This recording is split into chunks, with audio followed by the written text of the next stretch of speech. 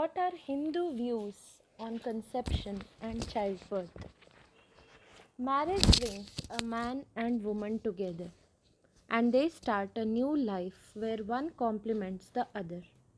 Hindus believe that neither the man nor the woman is complete. Together, they project the complete picture. This is the first step in establishing a new family. An important purpose of marriage is to have children. Every couple looks forward to having capable, healthy, intelligent children who learn good morals, values, and bring home honor and happiness. It is natural that when a man and woman are physically intimate at an appropriate time, the woman will conceive and eventually bear a child.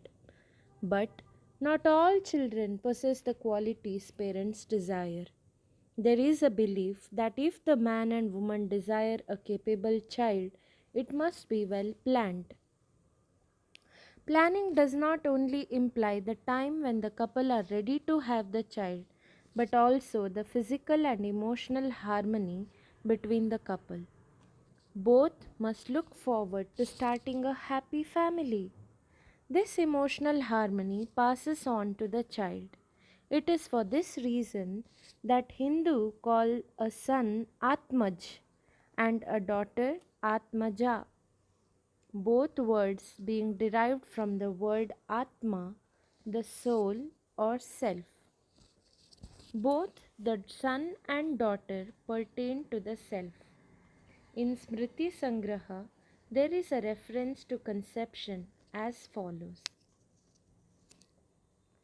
निषेकाद् वैजिकं चैनौ गार्भिकं चापमृज्यते निषेकाद् वैजिकं चैनौ निषेकाद् वैजिकं चैनौ गार्भिकं चापमृज्यते क्षेत्रसंस्कारसिद्धिश्च गर्भाधानफलं स्मृतम्.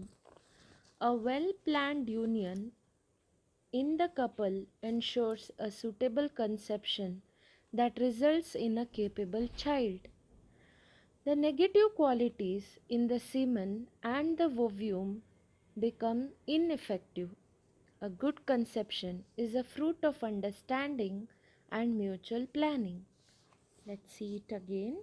In Smriti Sangraha, there is a reference to conception as follows.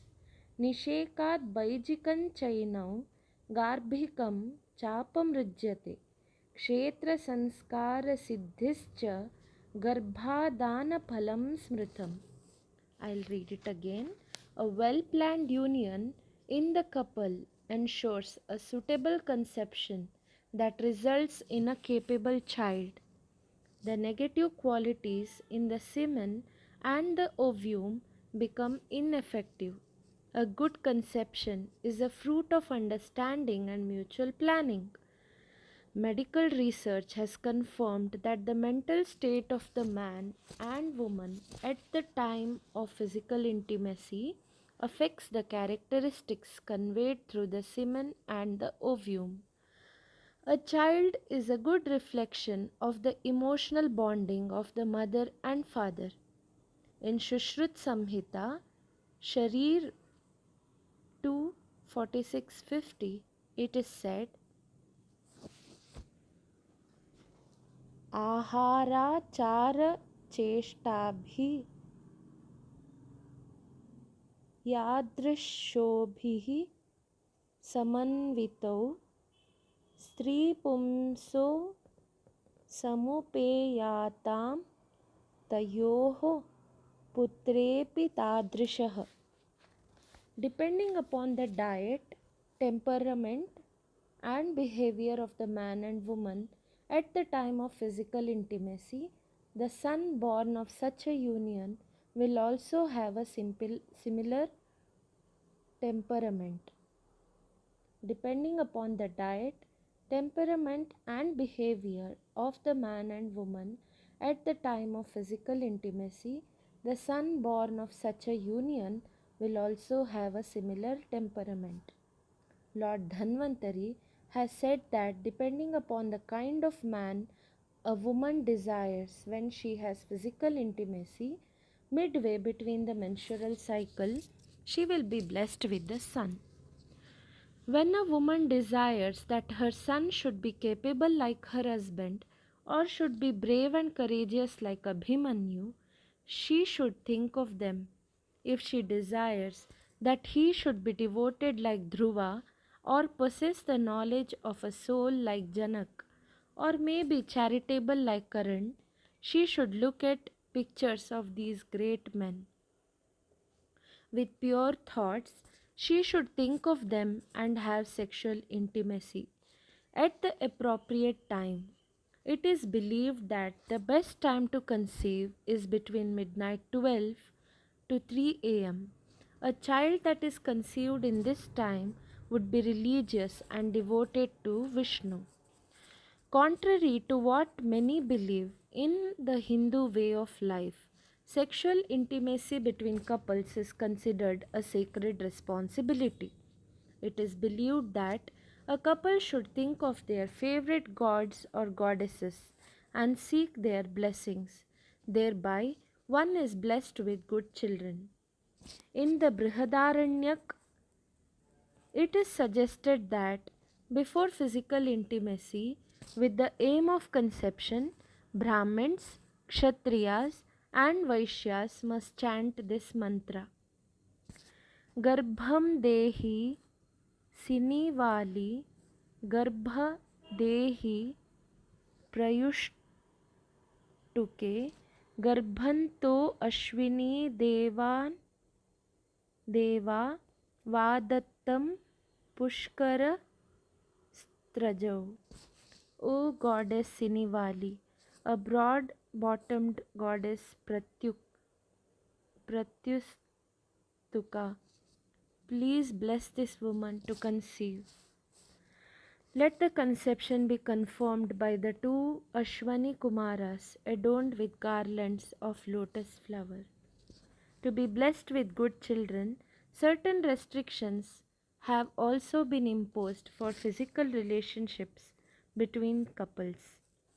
For instance, one should not have a relationship with one when one is not clean or during the menstrual cycle. It is also said that a relationship in the morning or in the evening is not good. It is also suggested that one should not conceive when worried, afraid, angry, or mentally tense or unstable. A child conceived in the day is said to be mean and of bad habits. The demon Hiranyakashipu, son of Kashyap, and his wife Diti, was born a demon because he was conceived in the evening. Physical relations are also prohibited during Shraddha days. When religious ceremonies are conducted or during the early part of night, good sexual relations have been given great importance in the Hindu way of life. In Bhagavad Gita, 7th chapter 11th shloka, it is said, Dharmad viruddho bhuteshu kamosmi. I am the sexual desire, not conflicting with virtue or religious restrictions. Your questions answered. In ancient times, were physical relationship between husband and wife only a means of procreation? That's not true.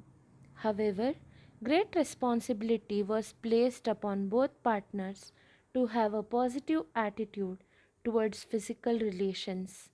Kama Sutra, the oldest sex manual, has covered a variety of situations.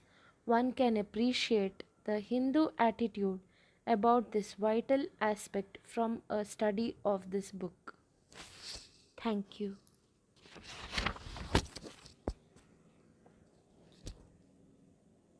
I think, from my understanding, the most favorite part of our dharmic study goes back to the way Krishna was conceived. If you look at it, what happened with Mata Devaki, her 7 children, and the eighth child being Lord Krishna. What does this signify? Is it that Krishna was born just like with one attempt, or was it that the other children were killed?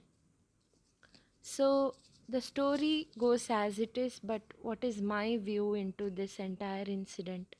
And what is the presence of Shakti, and what is the purpose of this Yog Maya, and what was the entire understanding of the seven children being killed? So Kamsaha meaning who is he, and what is the confused state of mind that we have, and how do we conceive Krishna? So, in the traditional way, what was believed was conscious conception, which means that a mother has to be completely conscious or aware at the time of the conception. And when does conception happen? Is it when the two uh, lovers are in physical intimate position? No. The conception has happened the moment you think of conception. The moment you think of love, the child is already born. The physical manifestation does take part after that. So, what was the significance of Krishna's birth?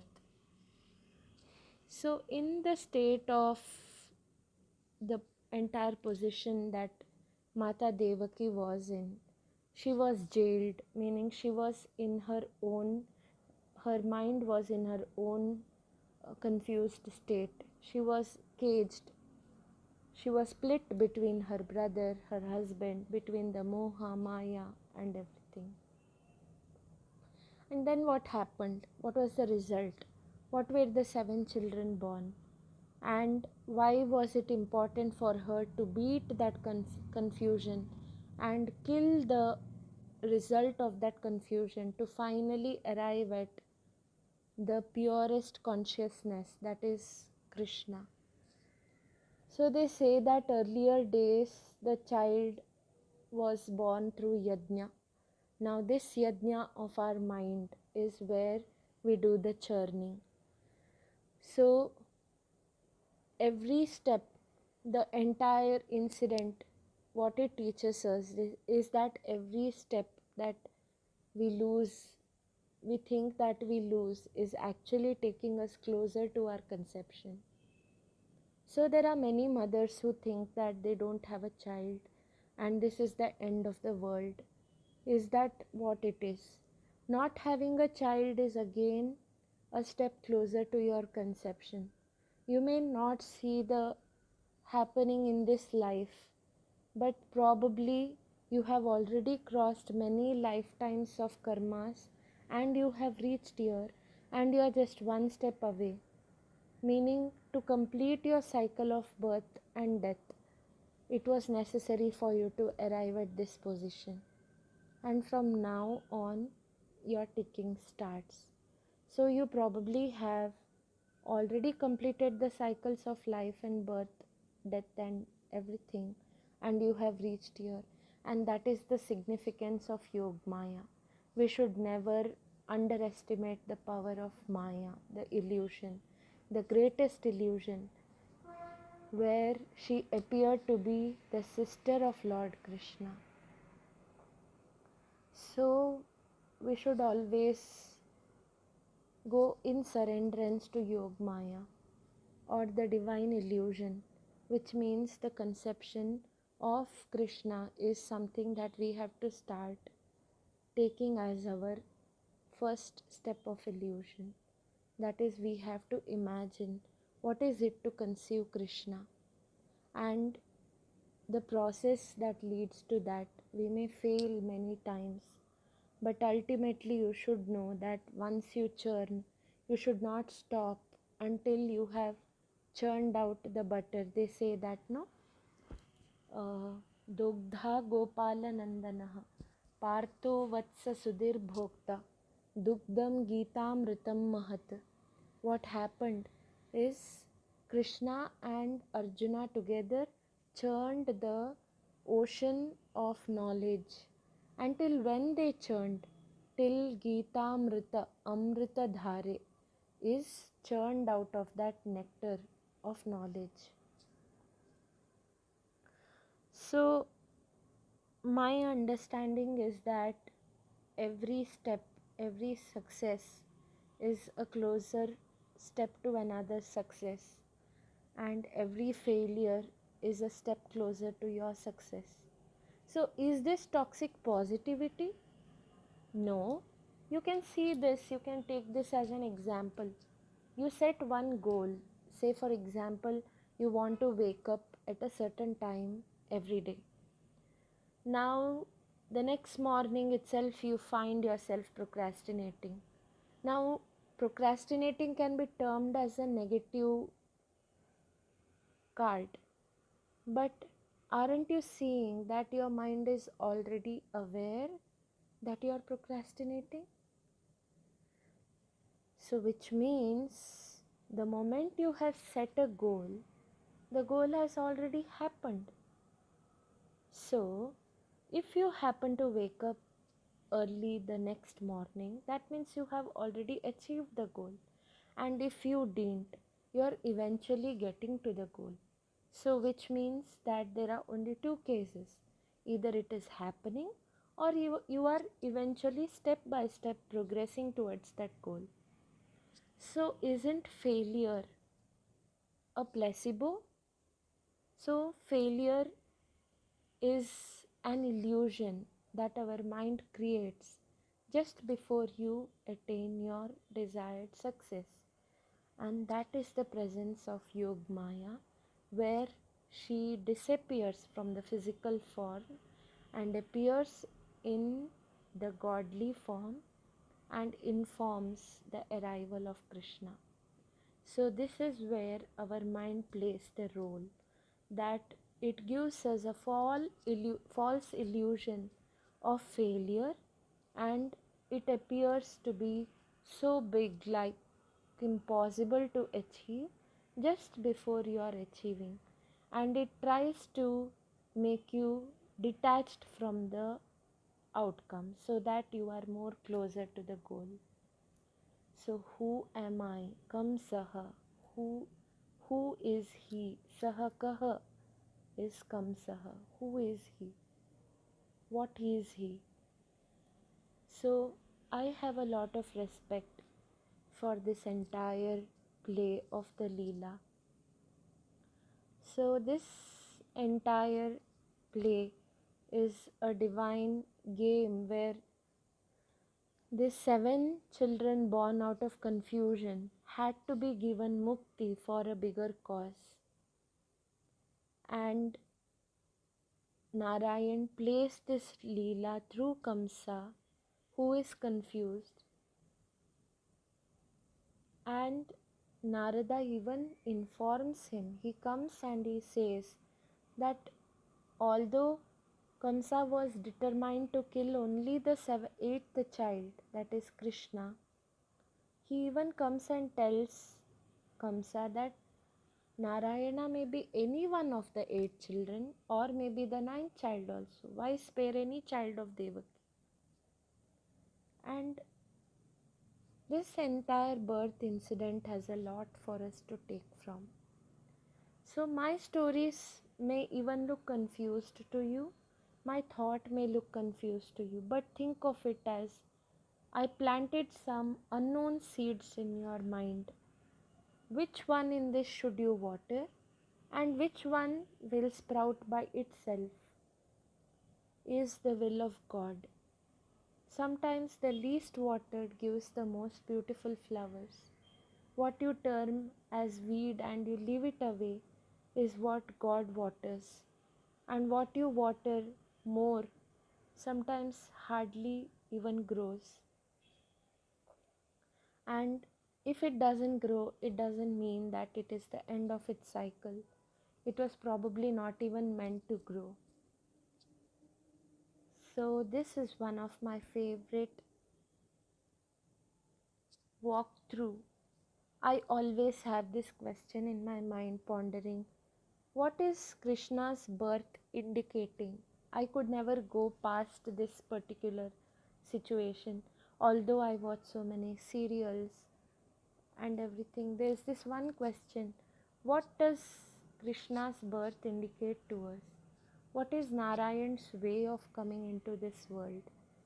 And why is human birth so special? Even if gods have to come to this world, it is through a mother that he takes birth. So, which means Mata Devaki cut herself out 7 times to finally deliver Krishna the 8th time. They say that she split herself open so much out of pain to finally unite the Chaturbhuja Narayan.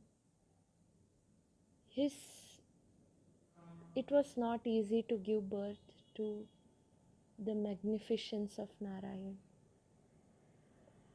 And Devaki Mata she is not a mother who is uh, she is not any other mother. Only she can give birth to Narayan, which means she has such a potency in her motherhood that Narayan chooses her in his every birth. And Dhara, Vasundhara, Dhara is the purest form of motherhood, which he places in Mata Yashoda, and only she can take care of his most delicate time of childhood. So these two mothers, Mata Yashoda and Devaki Maya, are so special to Narayan, and we have lot of respect for these two divine mothers. They say that in the separation from all her children, she had become so tender, her motherhood had become so tender that it seems she would hold a piece of cloth and she would think that it is Narayan, and unable to take the pain that she is undergoing, Krishna left his physical body and did the astral travel and appeared in that cloth only to fulfill Devaki Mata's desire and wipe her tears of pain. So, and she would talk to Vasudeva and she would say, "See Narayan," but only her purity had the ability to see Narayan in that piece of cloth. And Vasudeva would just shower tears of pain looking at his wife's pain of not having the union with her son. And uh, he would feel bad that she's he would think that she is having an unstable state of mind because of depression of being separated from her child. But she would know, she would keep telling, "See, I can see him." She would feed the child. She would do a mud. Why Krishna Janmashtami is celebrated with such pomp is because when Devaki Mata was separated from her child for about 8 to 10 years, she always kept having one faith that one day Krishna will come and he will remove her from the jails, that is, will survive her from the chains of confusions. And she would do a mud murti of Krishna, place a morpunk on his head and dress it up. And that is why to this day we have mothers dressing up their child as Krishna, which in a way is an understanding that we all are like Devaki Mata, who are lost in these chains of confusions, in the matrix of life, in the programming or the rat race, and our only belief is that one fine day Krishna will relieve us from this falsity. So one of the closest person who came to this was Poundrik. He dressed himself as Krishna and he would go around saying that he is Krishna. And who is he was in his past birth, he was Tarini, who Narayana only could kill him. And his state of mind had become one with Narayan, that he and Narayan were no different. He was a Param Bhakt of Narayan. And this, in Krishna avatar, he says that if anybody even dresses themselves as Krishna, they are very dear to Krishna, because Poundrik was one such devotee of Krishna who modeled Krishna to that extent that there was no difference between him and Krishna. So these are all the states of mind, the dual nature, the non-dual nature, and so many terminologies that we give. So even just saying that we are like Krishna or we dress up like Krishna gives us the blessings of the pure divine consciousness of Krishna.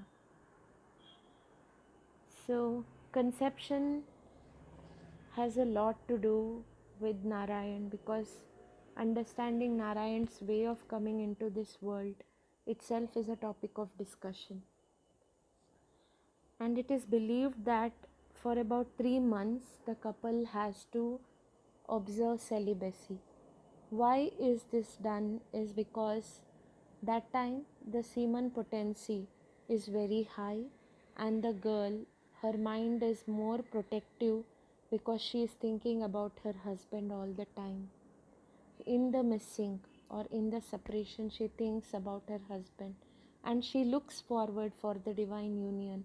And that is why in our tradition, for about 11 days before marriage, the groom and the bride are not allowed to see each other, so that they have their sexual tendency is not the one that is making the unison, but rather the desire of heart.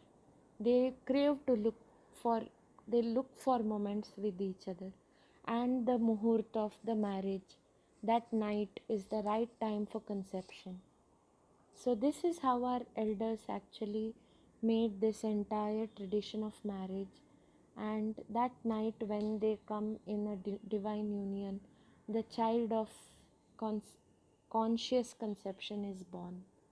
So child doesn't mean here that it's only a physical manifestation, but even the two souls coming together in divine unison, giving rise to something far deeper spiritual in nature, in itself is a divine conception.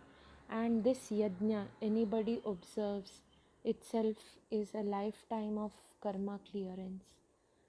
So as a tribute to this, let's learn the mantra Vasudeva Sutan Devam Kamsachanura Devaki Paramaknandam Krishnam Vande Jagadgurum. Who is it? Krishna. Who is Krishna? Vasudeva Sutan Devam. He is the son of Vasudeva. Vasugala Deva, Vasudeva Sutan Devam Kamsa Chanura Mardhanam. He is the one who killed the demon of Kamsa and Chanura. Devaki Paramanandam. He is the one who gave finally the bliss or Paramananda Sukha to Mata Devaki. Krishnam Vande Jagadgurum. He is the one and only one. Krishna. He is the only ultimate Guru in this nature. Krishnam Vande Jagadgurum. So also let's learn this shloka. Sarvopanishado gavo dogdha gopalanandanaha. Sarva Upanishadah gavo. If all the Upanishads are like the cows, Dogdha Gopalanandanaha. Who is the milker of this cow? Gopalanandanaha. With whom is he doing this? Partho Vatsaha Sudhir Bhokta. This Vatsa meaning his Partha. Partha means here Arjuna, who is his friend. Vatsa Sudhir Bhokta.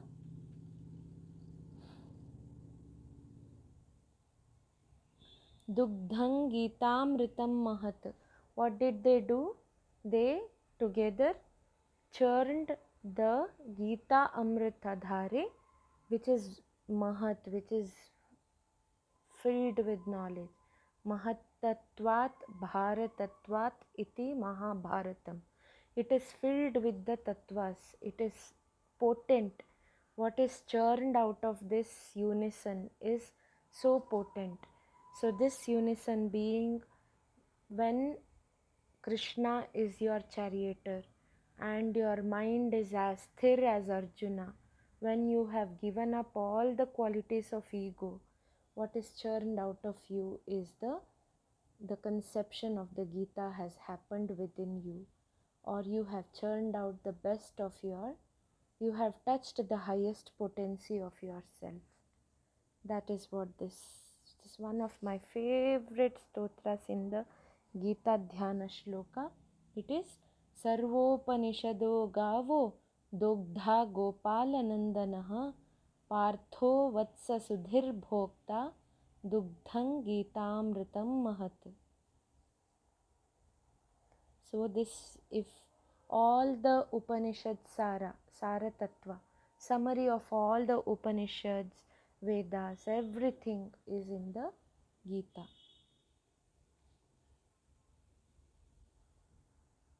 So let's make a small mantra jap now for touching the essence of Narayan.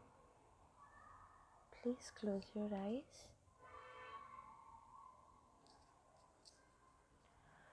Om Namo Narayanaya Namaha. Om Namo Narayanaya Namaha. Om Namo Narayanaya Namaha. Om Namo Narayanaya Namaha. Om Namo Narayanaya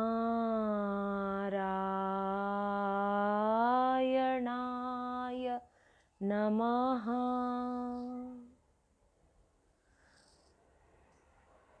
Concentrate on your breath.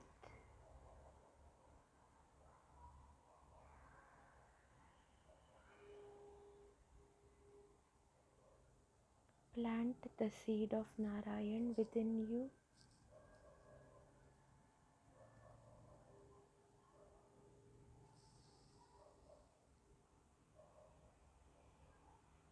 Accept the divine energy of Narayan.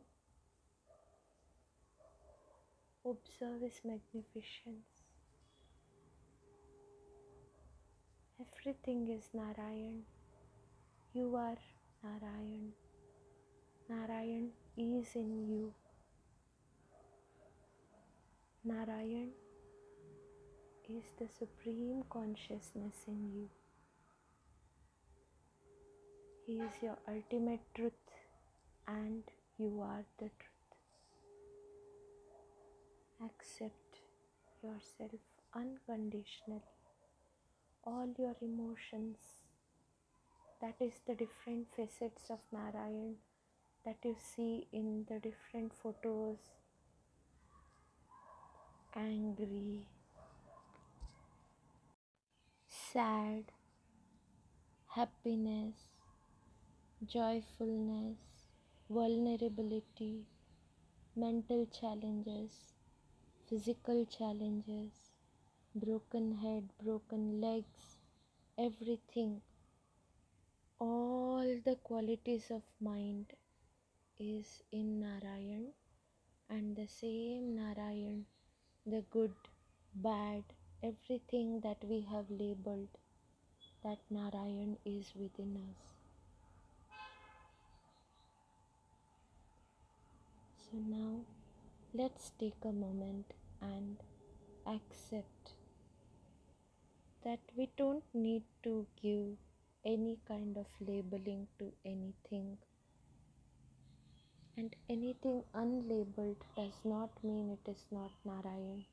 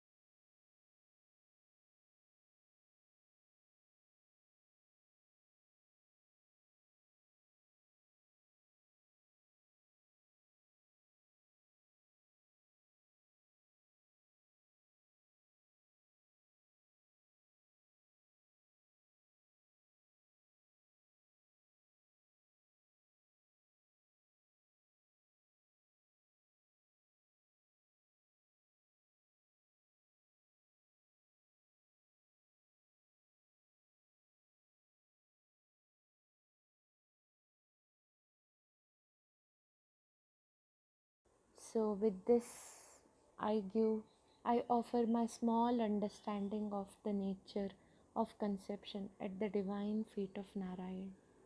Shri Krishna Arpanamastu. Narayan. Shri Krishna Arpanamastu. Shri Krishna Arpanamastu.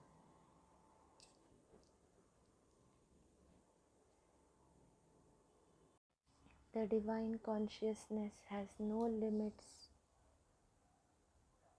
and limits cannot define the divine consciousness. It's infinite. Om Purnamadaha Purnamidam Purnat Purnamudachyate Purnat Purnamugachyate Purnasya Purnamadaya Purnamevavashishyate. Om Shantihi Shantihi Shantihi.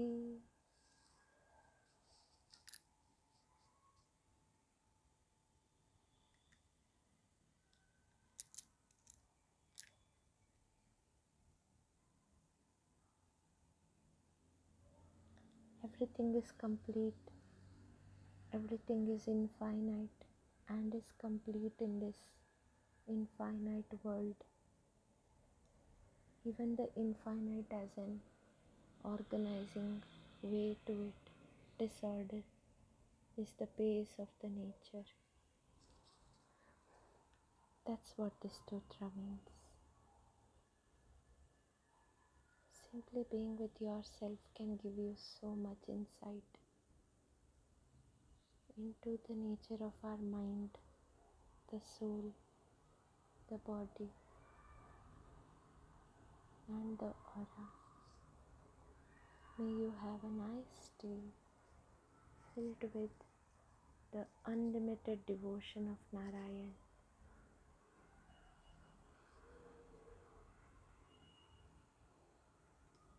Shri Krishna Arpanamastu. Offering this small chanting, discourse, understanding, knowledge, and ignorance at the divine feet of that small child Narayan, who came in the form of a child to simply say that be innocent at everything. If God only can be so innocent and play the Leela, then why should we have so much ego?